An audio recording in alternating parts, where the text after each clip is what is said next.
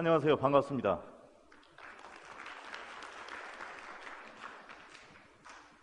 요즘 기업 경영하시는 분들 만나서 가장 고충이 뭡니까? 라고 여쭤보면은 하나같이 말씀하시는 게 인력 문제입니다. 기술자가 없다. 필요한 인력을 구하기가 어렵다. 라고 말씀을 하십니다. 근데 학교에서 교수님이나 선생님을 또 뵈면은 가장 큰 문제가 뭡니까? 어려움이 뭡니까? 라고 하면은 취업할 데가 없다. 라고 하는 거예요, 또. 그 참 아이러니하지 않습니까? 그래서 인력에 대한 문제를 어떻게 해결할 것인가에 대해서 오늘은 산학정이 함께하는 산업 전문 인력 양성이라고 하는 주제로 제가 발표를 드릴 건데요. 같은 주제로 어제 그 다이아몬드 홀 옆방에서 100분 토론을 했어요, 저희가. 실제로 산업체와 학교와 정부의 대표들이 모여가지고 이 인력 문제를 어떻게 해결할 것인가에 대한 아이디어를 공유하는 자리가 있었습니다. 그 자리에서 발표한 자료가 본 자료하고 동일합니다. 오늘 이 주제로 과연 인력 양성이 학교만의 문제인가? 그렇지 않잖아요. 기업체도 뭔가를 해줘야 되고 그 다음에 정부에서도 정책적으로 뭔가를 해줘야 되는데 그게 무엇인지에 대해서 좀 정리를 해봤습니다. 함께 공유하는 자리가 됐으면 좋겠습니다. 순서는 세계 경제를 선도하는 제조업, 그리고 제조 경쟁력 강화를 위한 핵심 요소, 우수기술 인력 양성을 위한 주체별 실천 방안, 그리고 마지막으로 한국텔캠의 산업인력 양성 정책으로 진행을 하도록 하겠습니다.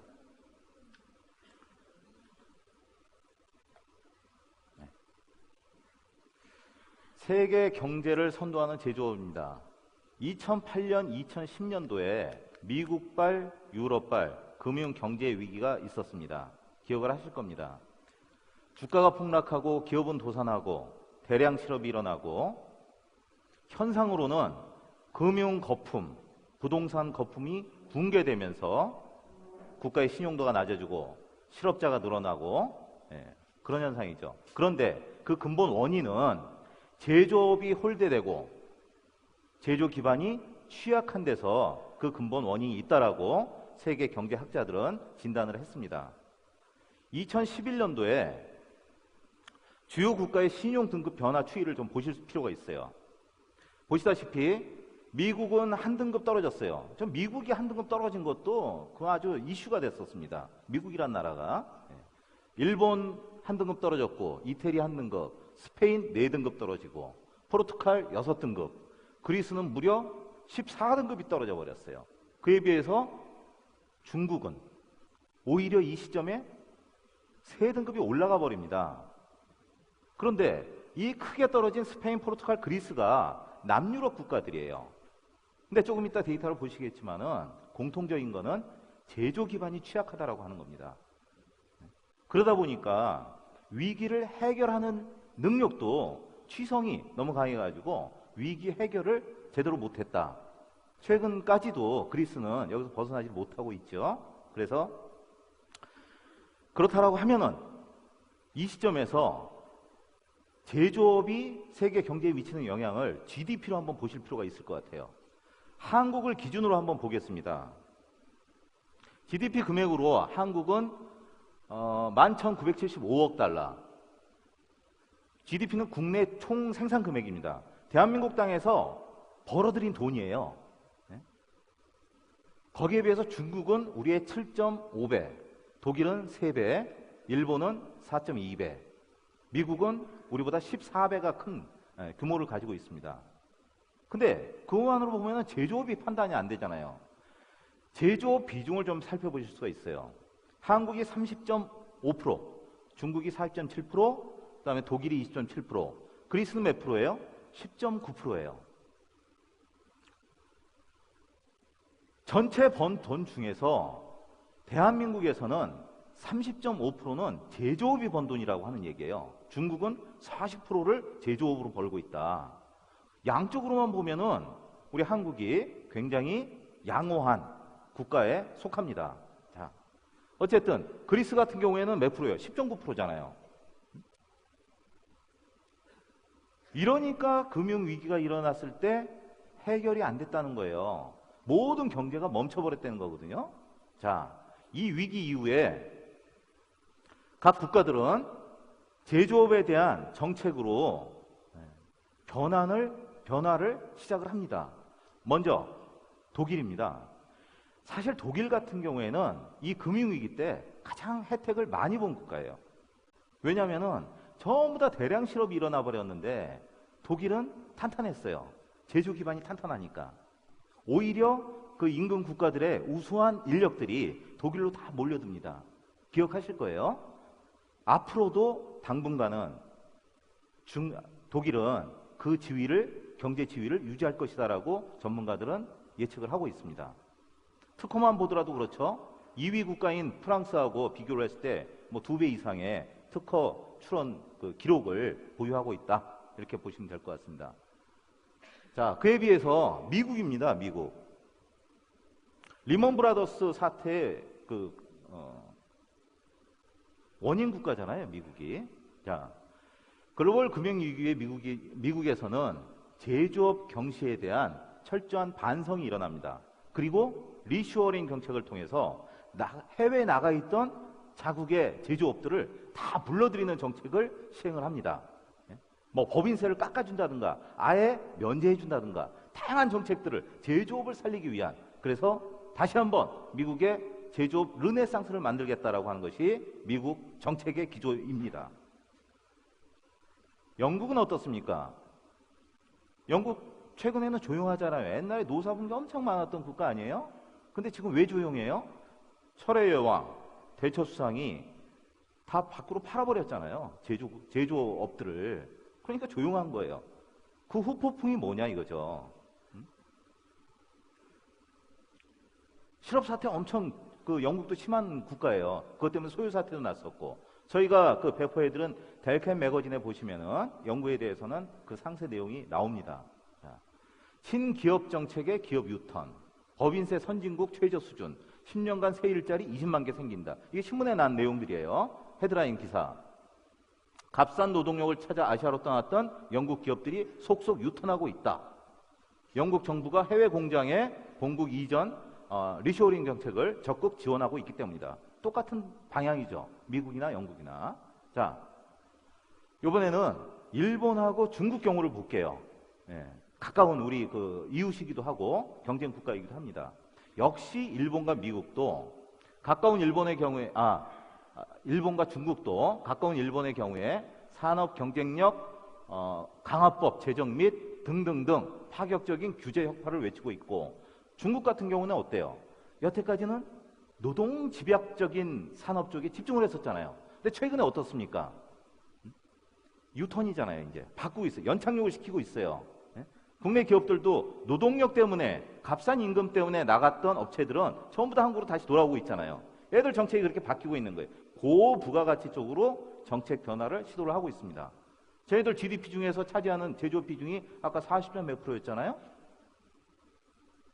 비중만 높다 이거죠. 이제는 알짜배기 기술들을 국내에서 보유하겠다라고 하는 것이 중국의 전략입니다. 어쨌든 국가에서 시행하는 정책이 이렇게 기조가 가고 있는데, 모르겠어요. 한국의 어떤 제조업 지원 정책에 대해서는 상세한 게 안 나와 있기 때문에 대한민국의 현 주소를 좀 살펴보도록 하겠습니다. 아까 GDP 중에서 3.5%가 제조업이라고 했는데, 기술 집약적인 산업, 뿌리 산업 두 가지만 좀 살펴보도록 할게요. 기계 산업, 세계 6위 생산국입니다. 그렇죠? 금융 산업은 어떻습니까? 세계 5위 생산국이에요. 대한민국이. 프레스도 그렇고 금융 사출도 그렇고 양적으로 굉장히 탄탄한 국가예요. 적어도 이 분야에서. 자동차 세계 몇 위예요? 5위죠. 자동차 생산 세계 5위. 핸드폰, 모바일, 그 세계 1위잖아요. 현상으로 보면은, 적어도 양적으로만 보면은 대한민국은 굉장히 우수한데, 문제는 이겁니다. 문제는 노동 생산성이에요. 근로시간당 노동 생산성은 한국이 29.75달러. 저 노르웨이에 비하면은 거의 3분의 1 수준이에요. 그 다음에 취업자 1인당 연간 노동 생산성, 한국이 62,000달러, 룩셈부르크의 딱 반입니다, 지금. 예? 종합해서 보면은 한국의 노동 생산성은 OECD 회원국 평균의 54%, 그리고 2013년도 기준으로 봤을 때 OECD 회원국 32개 국가 중에 28위예요. 28위. 양극화죠. 양적으로 보면은 세계 2위를 차지하고 있는 제조업 강국. 그런데 질적인 노동 생산성으로 들어갔을 때는 세계 28위, 32개 국가 중에 28위. 그렇다라고 하면은 이 부분에서, 이 상황에서 대한민국의 미래를 우리는 생각을 해봐야 된다라고 하는 겁니다. 대한민국의 미래. 즉, 둘 중에 하나예요. 노동 생산성을 극대화시킨다라고 하면은 지금이야말로 대한민국이 비상할 수 있는 절호의 기회일 것이다 라고 하는 거고, 만약에 그 부분이 안 된다라고 하면은 아까 보셨던 그 국가들, 제조업을 그렇게 중시 안 했던 국가들이 이제는 제조업을 엄청 강화시키고 있는데 우리가 노동 생산성을 소홀히 한다라고 하면은 그야말로 추락할 수도 있다라고 하는 그런 위기의식을 가질 수가 있습니다. 요즘 말로 골든타임 아니냐 하는 거죠, 지금이. 정리를 좀 해보겠습니다. 양적 측면에서는 대한민국 제조업은 GDP 대비 30.5%, 매우 양호. 질적 측면에서는 OECD 회원국 시간당 노동 평균의 54% 취약하다. 그러면은 대한민국이 빅점프업을 하기 위해서는 노동 생산성 향상을 통한 경쟁력 확보가 관건이다라고 정리가 되는 거죠. 그렇죠? 자, 그런데 그 방법은 뭐냐? 어제 오늘 우리가 같이 이 기술 세미나 시간 공유한 이유가 뭐예요? 기술 혁신 아닙니까? 기술 혁신. 플러스 기술 인재 양성이 돼야 되겠다. 또 확보가 돼야 되겠다라고 하는 겁니다. 자, 그러면은 어떻게 누가 무엇을 이라고 하는 이유 때문에 본 세션이 진행이 됩니다. 학교만의 문제도 아니다라고 하는 거죠. 기술 혁신에 대해서는 앞 세션에서 충분히 여러분이 들으셨어요. 같이 공유하셨고, 기술 인재 양성에 대해서 산업체와 학교와 정부가 같이 고민을 해야 되는데 각각의 역할에 대해서 한번 살펴보도록 하겠습니다. 먼저 제조기업이 생산성 강화를 위해서 기업 입장에서 어떻게 하면은 노동 생산성을 올릴 것인가, 일단은 좀 한번 펴놓고 볼게요. 첫 번째는 시설구비죠. 그렇죠? 자, 우리 업종에서는 기계, 공구, 캐드캠 소프트웨어 등 이런 것이 시설이 될 거예요. 최적의 시설구비, 사용 목적에 적합해야 됩니다. 그렇죠? 그 다음에 우리 연구소 인원이, 기술부 인원이 영업보다도 거의 2배다라고 어제 그랜드 오프닝 때 말씀드렸는데 바로 이거죠. 컨설팅이 가능하게끔 조직을 갖춘 거예요, 저희는. 소프트웨어만 갖다 놓는 게 아니고 지속적으로 그걸 잘 활용할 수 있도록 지속적으로 컨설팅을 하겠다. 필요한 거는 개발을 해드리겠다라고 하는 부분.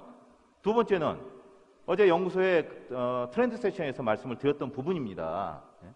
정보와 자동화 솔루션을 포함 기술 트렌드 변화와 신기술 정보를 획득을 해야겠다라고 하는 것이 두 번째가 되겠습니다. 다만 누가 얘기하는데 좋대더라가 아니고 분명한 과학적이고 객관적인 축적된 신뢰가 바탕이 돼가지고 판단을 해야 될 것이다 라고 하는 거죠. 그래서 이렇게 이틀 동안의 시간을 쓰고 있는 겁니다. 자, 세 번째는 우수기력의 확보인데 이 부분은 물론 산업체도 학교도 정부도 같이 노력을 해야 될 부분입니다만 우리 기업체 입장에서 본다라고 하면은 좀 반성해야 될 부분은 있어요. 뭐냐면은 환경은 정비되었는가? 환경은 우리 신입사원들이 우리 제조업종에 왔을 때, 우리 금융업체에 왔을 때 과연 그걸 보고서 내 미래를 긍정적으로 생각할 것인가 라고 하는 부분에 대해서는 우리가 개선을 해야 된다라고 하는 부분이고, 성과 보상에 대한 부분이에요. 능력 있는 사람은 그 능력에 대한 대우를 해주는 것이 맞다라고 하는 거죠. 그렇죠? 아주 중요한 문제예요. 그래야지 자기의 생산성을 높이고 공부를 하고 연구를 할 거 아니냐라고 하는 거죠. 열심히 일하는 문화. 그 다음에 세 번째는 미래 비전 제시입니다. 내가 이 업종에 왔을 때, 이 직무를 했을 때 나의 5년, 10년, 20년 후에 비전은 뭔가 라고 하는 거에 대해서 우리 기업에서도 준비를 해서 제시를 할 필요가 있다라고 말씀을 드리는 거예요. 왜냐하면은 우리 신입사원 학생들이 회사에 갔다가 다시 유턴을 하고 있는 그 원인 때문에 말씀을 드리는 거예요. 이런 부분은 기업에서도 조정을 해줘야겠다라고 드리는 말씀입니다. 자, 기업이 어떻게 우수기업으로 도약을 하는지 한번 살펴보도록 할게요. 시설, 기술, 그 다음에 인력이 확보가 되면은 생산성은 강화가 됩니다. 그렇죠? 그러면은 수주 물량 증대되고 매출이 신장되고, 매출이 신장되면은 이익이 증대되죠. 이익이 증대되면은 여유 자금이 생기니까 또 인력을 확보하고, 그렇죠? 장비를 또 확보를 하고, 이 사이클이 계속 도는 거예요. 예? 그러면서 부인에 대한 문제, 취업에 대한 문제가 같이 해결이 된다는 얘기입니다. 대한민국의 세수가 부족하다고요? 누가 됩니까? 기업에서 내잖아요. 결국 기업이 돈을 벌어야지 이 사이클이 돌아간다라고 하는 거고, 기업이 돌아가기 위해서는, 돈을 벌기 위해서는 아까 말씀드린 대로 시설과 기술과 인력이 필수적으로 수반이 돼야 된다라는 말씀을 드리는 겁니다. 두 번째, 학교의 문제입니다. 학교에서는 현장과 일치하는 교육 과정을 가르칠 필요가 있다. 즉, 이번 정부에서 아주 잘하고 계신 부분이에요. NCS 개발. 그렇죠? 국가 직무 능력 표준. 예? 기업체의 직무를 그대로 학교에서 가르치겠다라고 하는 거예요. 예. 두 번째, 교수의 현장 전문성 확보입니다. 현장 경력을 중시하는 사람들, 실력 있는 실무 능력을 갖춘 분들로 교사와 교수진이 갖춰져야 된다라고 하는 제언을 드리는 거예요. 그래서 이런 부분은 앞으로 교수 임용 조건 또는 연수를 받으실 때도 연수의 목적이 좀 분명하게 여기에 포커싱 돼줘야겠다라는 제언을 드리는 거고, 목표 수준의 설정입니다. 1,500만 원짜리 인력을 양성해 놓고 기업체에 가가지고 사장님한테 3,000만 원을 달라고 하면은 기업체는 받아들일 수가 없는 거죠. 저는 그래서 학교에 제안을 드리는 거는 3,000만 원을 받기를 원하면은 3,000만 원어치 일을 할 수 있는 3,000만 원의 가치가 있는 그런 인력을 양성하자라고 하는 말씀이죠. 목표 수준을 거꾸로 기업체한테 여쭤봐야죠. 우리 애를 얼만큼 높은 수준으로 가르치면은, 배출해주면은 3,000만 원을 줄 수가 있습니까? 그 답을 받으면 그만큼 올려주면 될 거 아니냐 이거죠. 그렇죠? 이론은 간단해요. 예? 근데 그걸 도저히 할 수가 없다라고 하면 목표 수준을 낮춰야 되는 것이고, 예? 그 말씀을 드리는 겁니다. 자격증 제도도 대대적으로 개편할 필요가 있다. 왜냐하면 국가 그 기술 자격증이라고 하는 것이 지금 옛날 뭐 20, 30년 전하고는 틀리지 않습니까? 기업체에서 신뢰를 못 하잖아요. 대부분의 자격증을, 국가 자격증을. 예? 그 자격증이 있다라고 하는 거는 그 일을 수행할 수 있다라고 하는 건데, 지금 자격증이 무슨 졸업장 같이 지금 남발되고 있는 그런 부분에 대해서 정확하게 3,000만 원을 원하면은 3,000만 원을 받을 수 있는 목표 수준으로 자격증 수준을 잡아가지고 배출을 해달라라고 드리는 말씀입니다. 기자재 현장 일치 정도입니다. 학교에서 배우는 것과 회사에서 배우는 것, 활용하는 것이 가급적이면 일치를 하는 것이 좋다라고 하는 말씀이죠. 또 지금 디지털 시대잖아요. 디지털 시대에는 소프트웨어의 버전이 무엇보다도 중요한 겁니다. 버전이 일치해야지 일학습 병행제를 실시를 하든 학교에서 가르치고 기업에서 또 실무를 가르치고, 이게 일학습 병행제잖아요. 이론과 실무를 왔다 갔다 하면서 서로 배우는 거. 근데 뭐 이 버전이 안 맞으면 그거는 일어날 수가 없는 거죠. 그런 문제 때문에 기자재 현장과 일치하는 그 역할은 꼭 해줘야 된다라고 드리는 말씀입니다. 자, 정부는 뭡니까? 정부. 최근에 그 일학습병행제라고 해가지고 여기 계신 분들도 많은 기업들이 그 아마 가입을 하고 사인을 하셨을 거예요. 그런 것이 너무 주먹구구식으로 기업은 준비가 안 됐는데 너무 밀어붙이지 말아달라고 하는 겁니다. 저는 그래서 일학습병행제의 속도 조절에 대해서 어저께 그 고용노동부 쪽에 충분히 건의를 드렸어요. 그래서 아마 실상을 잘 이해하셨으리라고 생각하고, 두 번째는 교육의 주체입니다. 최근에 그런 일학습 병행제 같은 사업이 자칫 잘못하면은 학교 교육을 계속 축소해 가면서 기업체에서 인력을 양성하는 쪽으로 유도를 하겠다라고 가는 경향이 있어요. 그래서 그 부분에 대한 분명한 말씀을 드린 내용입니다. 이 부분이. 가르치는 것과 아는 것은 틀린 거예요. 그렇죠? 가르치는 거는 엄청난 그것도 스킬이 있어야 되고 이론적인 무장이 돼야 되는 거거든요. 또한 더더구나 기업에서 생산을 해가지고 돈을 벌기 위한 목적으로 인력이 구비가 됐는데 그 인력이 그 시간을 인력 양성적으로 과연 투자를 그만큼 할 수 있겠는가라고 하는 부분에 대해서는 그거는 별도로 준비를 좀 해야 되겠다라고 하는 차원에서 제안을 드리는 겁니다. 또한 기술 축적 업종에 대한 전략적 육성을 해야 되겠다.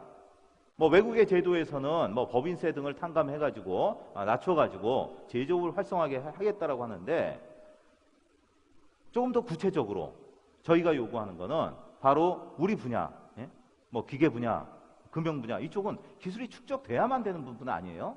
그렇죠? 그러려고 그러면 중장기적인 투자도 정부 쪽에서 해줘야 된다라고 하는 차원에서 정부에 건의를 한 내용이 되겠습니다. 한국텔캠에서는 나름대로 이런 학교 쪽이나 정부 쪽에 많은 건의를 해왔어요. 또는 컨설팅도 해드리고 지원을 해드렸습니다만은 한국텔캠이 직접 할 수 있는 역할은 무엇인가? 저희야 뭐 여러분 아시겠지만 캐드캠 소프트웨어, 측정 소프트웨어 개발하고 공급하는 업체 아닙니까? 그래서 유저분들을 위해서 우리 소프트웨어를 잘 활용할 수 있는 인력을 많이 좀 양성을 하자. 충분히 한번 양성을 해보자. 직접 한번 해보자. 라고 하는 차원에서 산학정 간담회를 2012년도 재작년에 그 강원랜드에서 가진 바가 있습니다. 그래서 한국텔캠이 중심이 돼가지고 학교는 인력을 양성하고 우리는 그거를 돕고 그 다음에 기업체에서는 수요기업에서 그 인력을 활용하는 시스템을 한번 만들어보자 해서 간담회를 가졌습니다. 간담회 사진이 되겠고요. 역시 산업체, 학교, 정부 관계자들이 모여서 미팅을 했습니다. 자, 요거는 이제 그 전체가 같이 끝나고서 공유하는 MOU를 체결한 사진이고요. 여기에서 도출된 세 가지 정책이 바로 파워밀 실무능력 자격증 제도, 또 글로벌 캠 스킬 컴피티션, 캠 경진대회 어저께 만찬 때 보셨죠? 그게 2012년도에 우리 산학정 간담회를 통해서 도출된 제도가 되겠습니다. 좀 활성화를 위해서. 이 세 가지 제도에 대해서 설명을 간략하게 드리겠습니다. 먼저 파워밀 실무능력 자격 제도입니다. 캠 분야의 취업 경쟁력 확보와 기업의 기술 인재 채용을 위한 파워밀 실무능력 자격증 제도. 결국 기업에서 요구하는 수준의 인력을 양성해가지고 파워밀 잘 쓰는 사람을 공급을 해드리겠다 하는 제도입니다. 저희가 이에 앞서가지고 2012년도에 설문조사를 해봤어요. 여러분, 아마 이게 답변을 하셨던 분들이 많으실 텐데 산업 전문 인력 채용의 우선 기준은 뭡니까? 라고 여쭤봤을 때 실무 기술 능력이다라고 답하신 분들이 91%. 그 다음에 한국텔캠의 캠 활용 능력 자격증이 고용에 미치는 영향이 어떻다고 생각하십니까? 할 때 61% 이상이 매우 크다라고 답변을 해주셨습니다. 자, 이런 배경을 바탕으로 이 제도는 만들어졌는데 현장 실무형 과제, 여러분께서 직접 작업하시는 금형 코어 캐비티, 금형 모델링 데이터를 동의하에 가지고서 저희가 컨텐츠를 만들었어요. 한 20개가 저희 PM 스킬 홈페이지에 들어가 있습니다. 그거를 책으로 만든 거죠. 그리고 그거를 인터넷으로 교육을 합니다. 웨비나 교육을. 그걸 동영상으로 또 제작을 했어요. 그런 것이 약 20여 개가 지금 들어가 있고 역시 자격증 시험도 그 난이도의 그런 문제로 저희가 출제를 하고 있어요. 그러면 여기서 2급과 1급이 구분이 됩니다. 2급은 뭐냐? 작업 시트만 주면은 그 작업 시트로 원하는 형상의 툴패스 NC 데이터를 생성할 수 있는 능력이에요. 그러니까 사수가 있으면은 작업할 수 있는 친구. 근데 1급은 뭐냐면은 NC 시트도 없어요. 작업 시트도 없어요. 근데 공구 DB만 알려주고 그 다음에 소재만 알려주고 그 다음에 가공기의 스펙만 알려주면은 자기가 독자적으로 툴패스를 짤 수 있는 능력이에요. 그럼 사수가 없어도 좀 연착륙 기간만 주면은 OJT 기간만 주면은 제품을 만들어낼 수 있는 NC 데이터를 만들어낼 수 있는 능력이 있다는 거 아닙니까? 그래서 두 가지로 구분을 해가지고 양성을 하고 있습니다. 자, 뭐 여러 대학에서 또는 고등학교에서 지원을 하셔가지고 매년 시행이 되고 있고요. 아까 말씀드린 대로 동영상까지 만들어서 PM스킬 홈페이지에 거기 지금 무료로 여러분 같이 공유하실 수가 있습니다. 10월부터는 저희가 오축도 컨텐츠를 제공을 해드리고 아마 11월부터죠. 오축 그 파워밀 자격증이 또 시행이 됩니다. 오축 쪽에 수요는 많은데 공급이 안 이루어지고 있잖아요. 파워밀 오축에 대한 인력을 양성을 해드리겠다라고 하는 부분입니다. 이 제도에 대해서 기업체 입장을 대표해가지고 금융협동조합의 박순환 이사장은 이런 말씀을 하셨어요. 현장 요구 수준과는 기존의 자격증 괴리가 너무 크다. 기업이 요구하는 객관적 수준을 맞추는 자격증으로 한국델캠에서 계속 유지를 해달라라고 하는 당부를 하셨고, 그 다음에 정부를 대표해가지고 한국직업능력개발원의 장명희 본부장은 능력중심 사회 구현을 위한 역량중심의 인재 양성 체제를 대한민국이 기조로 갖고 있는데 거기에 부합하는 제도다. 적극 지지를 하겠다라고 하는 또 의사를 밝혀주셨습니다. 학교를 대표해서는 폴리텍 2대학의 김광철 학장님인데 취업 활성화와 처우 개선이 기대되는 사업이다. 해서 해당 산업계와 교육기관이 상호 윈윈하는 제도다. 라면서 적극적인 역시 찬성을 동의를 해주셨습니다. 학생들 볼게요. 학생 2명. 지면을 통해 가지고 보시면 되겠지만 이 학생 같은 경우에는 지금 우리 서동균 학생이 아마 지금은 학생이 아니죠. 이 자리에 왔는지 모르겠는데 성남폴리텍 졸업해가지고 레이몰드에 입사를 했어요. 이 친구가 얘기한 거 보면은 진로나 취업에 대해서 남들이 고민할 때 나는 그 시간에 그냥 파워밀로 열심히 이게 내 길이다라고 집중할 수 있었다라고 하는 거죠. 자격증을 획득하고서. 그래서 학생과 학교 기업이 혜택을 계속 누렸으면 좋겠다라고 하는 의견을 밝혔고, 그 다음에 여기 한진용이라고 하는 동아마이스터 고등학교 지금 3학년 학생이에요. 이 친구는 이제 구매 에이텍 솔루션에 취업이 확정이 돼 있는데 이 친구가 얘기한 거는 이렇습니다. 파워밀 3축 2급을 따고 GCSC 대회를 준비할 때는 태어나서 처음 열정이라는 것을 그 느낌을 알 것 같았습니다라고 하는 거죠. 결국 어른들이 뭔가를 제시해 줬을 때 애들은 따라오는 거 아니냐, 그런 의견을 이 친구의 의견을 통해 가지고 저희는 확인할 수가 있었습니다. 2013년도에 파워밀 실무능력 자격증 시험을 245명이 봐가지고 2급을 53명이 합격했어요. 22%. 근데 이건 뭐냐면은 이 친구들은 산업기사라고 하는 자격증을 다 딴 친구들이에요. 그 친구들이 기업의 그 요구 수준으로, 현장의 일 수준으로 자격증 시험을 봤을 때 그 중에서 공부를 했는데도 불구하고 22%만이 합격했다라고 하는 거니까 기업의 요구와 학교의 또 자격증의 수준이 지금 얼만큼 괴리가 있냐라고 하는 것을 데이터로 보실 수가 있습니다. 물론 자격증 난 학생들 중에서 군대 간 3명 빼고는 취업 대상자는 다 취업이 작년 12월 달에 완료가 됐습니다. 요거는 이제 2014년도에 그 계획이니까 그 배포드린 책자를 참고하시면 될 것 같고요. 현대자동차에서도 파워트레인 시작팀 오셨는지 모르겠는데 거기서도 5명이 보셨어요, 시험을. 왜냐하면 얼마나 잘 쓰고 있는지 위에서는 궁금한 거죠. 도입을 했는데. 물론 다 합격하셨습니다. 다행히도. 저희들 입장에서 다행이에요. 두 번째 사업은 우수한 학생들의 취업과 기업의 숙련기술 인재 구인을 위한 산학연계 브릿지 사업. 즉 한국델캠이 이렇게 나온 우수 인력을 여러분, 우리 유저분들한테 알려드리는 거예요. 홈페이지를 통해서 알리고 또 우리 델캠 매거진을 통해서 알리고 각종 보도 자료를 통해서 여러분께 알려드리는 그런 제도가 되겠습니다. 2014년 9월 23일 날 그 델캠 잡이라고 해가지고 한국델캠의 구인구직 사이트가 개설이 됐습니다. 여태까지는 저희가 나서가지고 직접 링크를 시켜드렸는데 인원이 이제는 많아지니까 그럴 수가 없어요. 그래서 이런 사이트를 앞으로 활용해 주십사 말씀을 드리고, 자, 글로벌 캠스킬 컴피티션은 어저께 만찬을 통해서 다 말씀드렸을 거예요. 2급, 1급 자격증을 딴 학생들이 참가해가지고 세계대회를 치르는, 국내에서 순위를 가리고 세계대회에 출전해서 자웅을 겨루는 그런 대회가 되겠습니다. 내년 1월 달에 이제 3차 대회가 예정이 돼 있습니다. 자, 이 대회에서 상금이 300만 원, 200만 원, 50만 원씩 나가고 세계대회 우승자하고 국내 대회 우승자, 준우승자는 세계 대회 출전 자격이 주어지고 그 다음에 넘어갔네요. 또 하나의 혜택은 우승자에게는 영국의 2주간 무료 투어 한 명을 더 같이 동행해가지고 또 하나는 한 2달간 영국 델캠에서 기술 연수를 시켜주는 그런 혜택이 주어지게 됩니다.